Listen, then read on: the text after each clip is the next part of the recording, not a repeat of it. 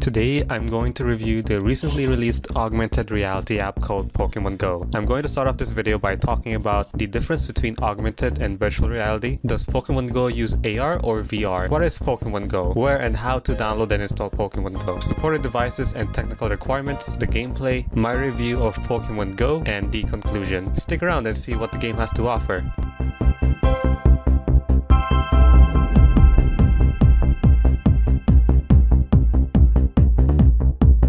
So what is AR and VR? Before we start off this video, I want to discuss the difference between AR and VR. Augmented reality, or AR, and virtual reality, or VR, are two entirely different things, where augmented reality builds upon the real physical world around us by displaying information overlays and digital content tied to physical objects and locations. So, does Pokemon Go use AR or VR? According to their website, Pokemon Go enables you to travel between real-world and virtual world of Pokemon with Pokemon Go for iPhone and Android devices. The key word here being virtual, which would make people think that this app actually uses virtual reality. But in reality, Pokemon Go actually uses augmented reality, where it overlays digital content on top of real things using something like a map or a camera. Your phone's location and camera are used effectively, where digital content is shown to the players to identify their goals in the game. What is Pokemon Go? For those who are unfamiliar with the franchise, Pokemon is centered on fictional creatures called Pokemon, which humans known as Pokemon trainers catch and train to battle each other for sport. The Pokemon video game series used real-world locations as inspiration for fantasy settings in which the game takes place. However, in Pokemon Go, the real world will be the setting. As previously explained, the game effectively uses your phone's geolocation and camera to give the players a rich and fulfilling experience of capturing Pokemon, battling other Pokemon trainers, finding gym locations, and training your very own captured Pokemon. So, where do you get Pokemon Go?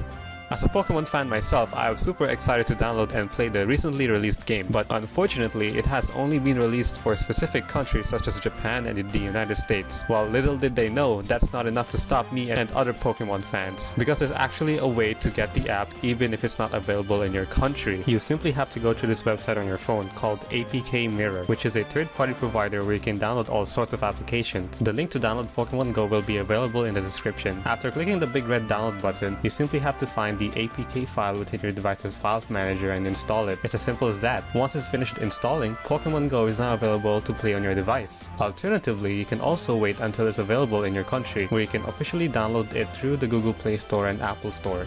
Now, I would also like to specify that Pokemon Go requires certain devices to be played on, specifically Android 4.4 to Android 6.01 and iPhone 5 and above with iOS 8. If you do not have the requirements that I have listed on this video or in the support page, then unfortunately you cannot play Pokemon Go. The support page is linked down in the description below for you guys to see, but it doesn't stop there. Your compatible device requires GPS and location services to accurately identify where you are located in the world so you can properly play the game. It also requires a strong internet connection, whether it be Wi-Fi, 3G, or 4G. You have to enable these two services on your supported device so that you can enjoy and have an awesome experience with the game, so keep that in mind.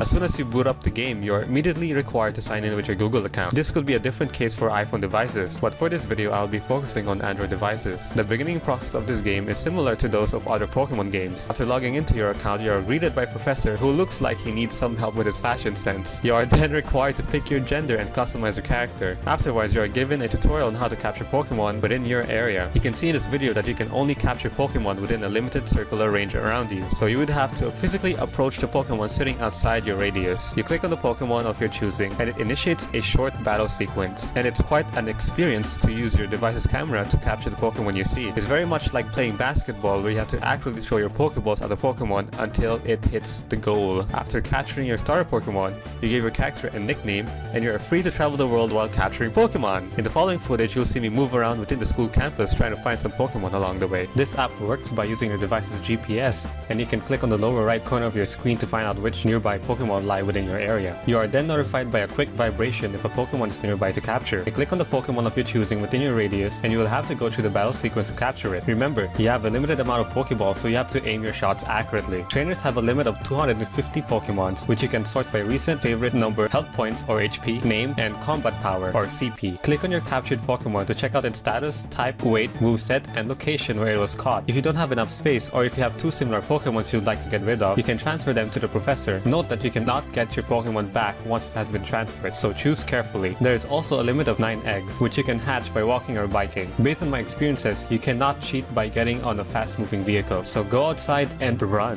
You'll also notice there's a number of icons on the map including landmarks, Pokemon gyms, and Pokemon health centers. Physically visit these points of interest so that you can get more Pokeballs and eggs to hatch. You can also claim your very own gym once you hit level 5. You also gain experience points when you visit these points of interest. Next up is my review of Pokemon Go. The game effectively uses your device's GPS and camera features to give a rich and fulfilling experience of capturing your very own Pokemon. You can rename your Pokemon like your very own pet, and you can hatch the eggs you find along the way by physically traveling around 5 or so kilometers. But that's what makes this game great in the first place. It utilizes the GPS system to pinpoint your exact location in the world, and it uses that information to determine what type of Pokemon lies in that given area. You can go to a cemetery and find ghost-type Pokemon, or alternatively, you can go to a nearby lake to find water-type Pokemon. Think of it like a personal Google map, but with more color and Pokemon. I really like how they also implemented the camera to capture and battle Pokemon. It's a great touch and actually gives you the feeling that you are capturing Pokemon in real life, and that's the power of augmented reality. I want to say that this is a kid-friendly game, but this game can also be dangerous as players are not aware of their surroundings while playing the game, as one can put all their focus on their device's screen without paying attention to the nearby outside threats that can potentially harm or kill them. I believe it all comes down to the responsibility of the player themselves to stay safe while playing Pokemon Go.